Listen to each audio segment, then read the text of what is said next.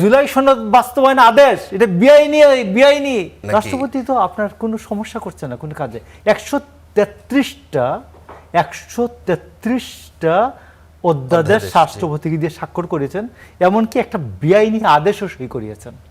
আচ্ছা, একটা বেআইনি আদেশও সই করিয়েছেন। তো এই 134টা কাণ্ড আছে সামনে।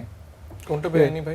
তো একটা 134টা ঘটনা আছে, তো 133টা শুধু সামনে আসছে, আর একটা বেআইনি আদেশ আছে। জি, তো এই জন্য আমি আপনাকে বলছি এই রাষ্ট্রপতির কোনো সমস্যা করে নাই, আচ্ছা, সমস্যা করে কোনো নাই। অসুবিধা নাই, তো সমস্যা করে নাই। তো আমি এখন বেআইনি আদেশটা এখন কোনটা ভাই? মাত্র জুলাই সনদ হ্যাঁ এটা বলেন। জুলাই সনদ বাস্তবায়ন আদেশ এটা বেআইনি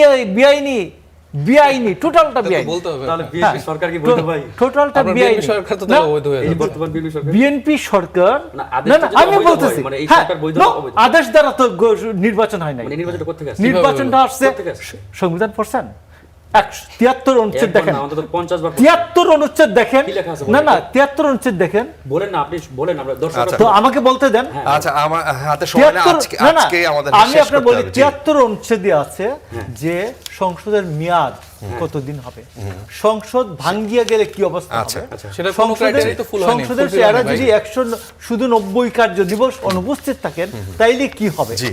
এইভাবে পার্লামেন্ট বিলুপ হয়ে গেল, পার্লামেন্ট ভেঙে গেল। জি। এরপরে 119 অনুচ্ছেদ অনুযায়ী এই যে বাংলাদেশের যে নির্বাচন কমিশন তারা নির্বাচনের আয়োজন করবেন। জি। তো সেখানে একটা ব্যত্যয় আছে যে প্রথম 90 দিনের মধ্যে আয়োজন করবেন, জি। আর না হলে 180 দিনের মধ্যে পালন করবেন। 180 দিন না হলে এটা ব্যত্যয় হবে, ব্যত্যয় পরবর্তী পার্লামেন্ট রাটিফিকেশন করতে পারে।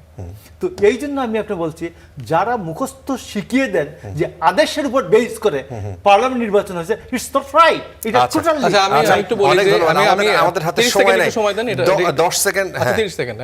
তো যেটা আমি বলতে চাচ্ছিলাম যে দ্বিচারিতা যদি একটা আর্ট হয়, বিএনপি এবং সালাউদ্দিন ভাই হচ্ছে এটার আর্টিস্ট, এবং তাদের জুলাইয়ের আগে মানে জুলাইয়ের সময়ে এবং নির্বাচনের আগের স্টেটমেন্টগুলো দেখবেন, এখনকার স্টেটগুলো দেখবেন, দেখেন মুখেও আনতে যাচ্ছে না কোন অধ্যাদেশ কেন, এবং সেটা সাংবিধানিক ধারা অনুযায়ী বাতিল করে ফেলতেছে, আচ্ছা।